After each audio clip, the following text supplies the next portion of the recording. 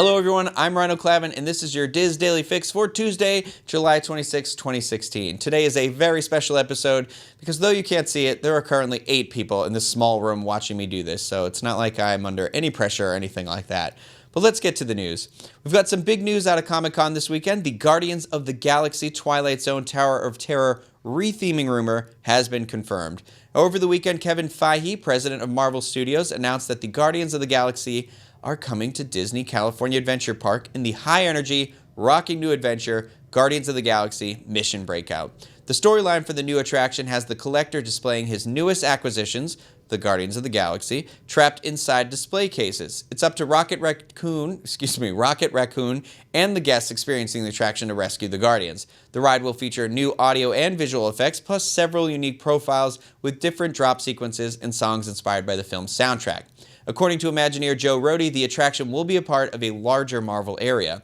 It's theming like this that will get me onto that horrible and terrifying attraction again. Now, the most interesting part of the news here is that the Tower of Terror is expected to close in early 2017 and reopen by summer of 2017.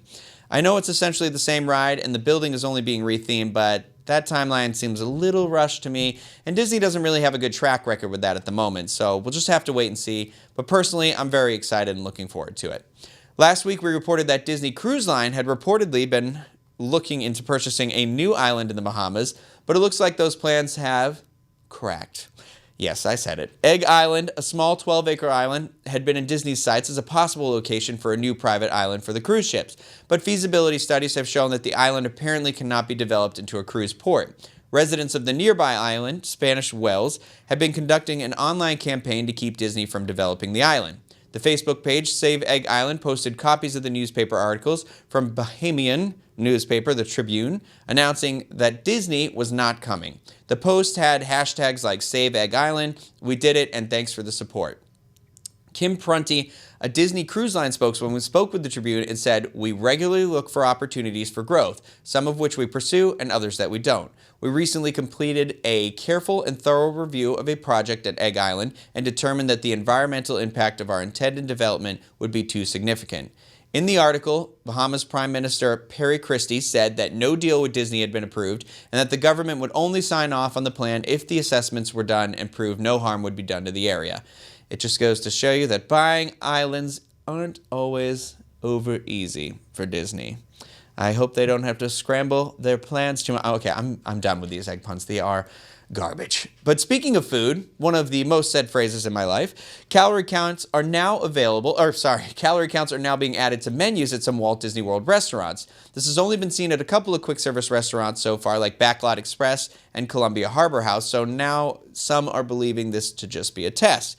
The managers at each restaurant have always had a nutritional guideline binder if guests had any questions, but this is the first time that the information was posted directly on the menus. And it probably explains why turkey legs, the snack item with one of the highest calorie counts sold in Disney parks, have started to disappear. Our featured article on the Diz today comes from Christina Kelleher Bianca. I am so sorry. I have just murdered your name, but she compares 5 similar attractions from Disney California Adventure and Walt Disney World. In the article titled Who Did It Better, DCA or WDW, Similar Attraction Edition, she breaks down the details of why one park's similar attraction may just be better than the others. You can check out that article and many more at wdwinfo.com.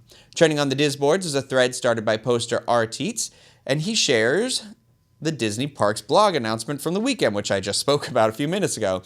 It seems that there is quite the divide with fans who are excited about the announcement, where others are not very happy. To share your feelings on the matter and to participate in that discussion, look for this thread on the rumors and news board at dizboards.com. Later today, you can check out our 10th anniversary show we recorded yesterday in the Cirque du Soleil Theater at Disney Springs. And on that note as well, a huge thank you to any and all of you who could come out for our mega meet over the weekend. It was nice to meet all of you. Well, most of you.